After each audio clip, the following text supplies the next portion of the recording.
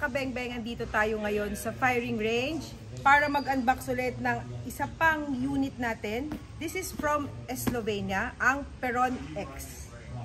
So, this is Peron X9, 9mm. It has a 8.5 inches na barrel length. So, kung dito sa atin sa Pilipinas, pwede natin itong ipanglaro sa ating PCC. So, Ambi Safety, kabilaan po siya.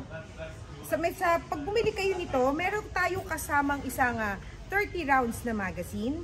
Tapos, yung magazine niya is Glock compatible siya ha. So, hindi tayo mahihirapan maghanap ng magazine siya kasi Glock compatible siya. Tapos, the buttstock is adjustable. This is a Masada folding buttstock. Tapos, may kasama na siyang flip up sights. So, it's iron sight. So, this is made from Slovenia. Konting trivia lang for the Peron. The Peron X series is a new platform to meet the future needs of sports, police, and military around the world. This rifle was developed with the aim of improving the already established AR-15 platform system.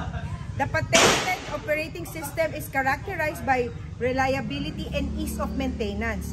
It is mainly characterized by good balance, handling, and very smooth shooting, which enables greater accuracy when shooting quickly. So, alam niyo na mga kabengbeng, itatry natin to ngayon. So, samahan niyo ko, itatry natin tong Peron.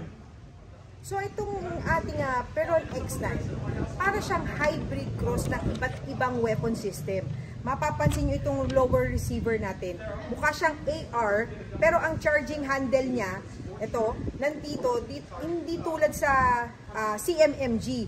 Yung charging handle niya, para siyang sa Zenith, yung sa MP5 natin. So, ito na. Tara, samahan nyo ko. Puputok na natin to. So, ito na ba, kabengbeng? Ito na natin. Firing.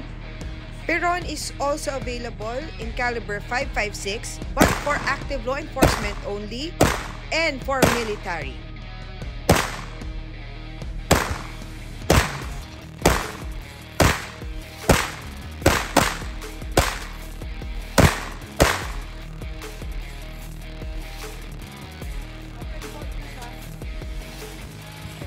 Okay naman siya.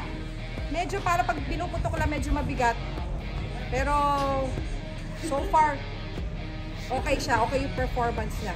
Tsaka para talaga AR din yung gamit mo.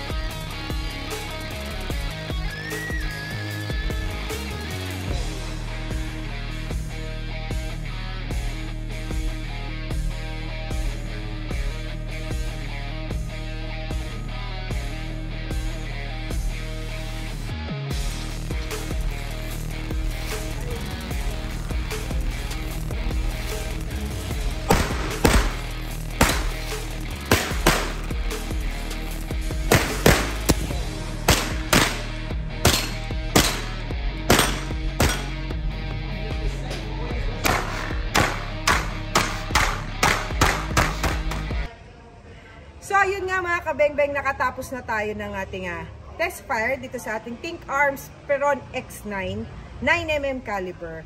So, ayun, sa performance, okay siya. Trigger system niya, okay siya. Kasi para ka rin may hawak na AR, kasi nga AR style na yung kanyang, yung lower niya. So, ayun, okay naman siya. May time lang na parang medyo mabigat, pero it's parang expected na sa mga ganitong barel. Pero sa grip, okay, lahat maganda.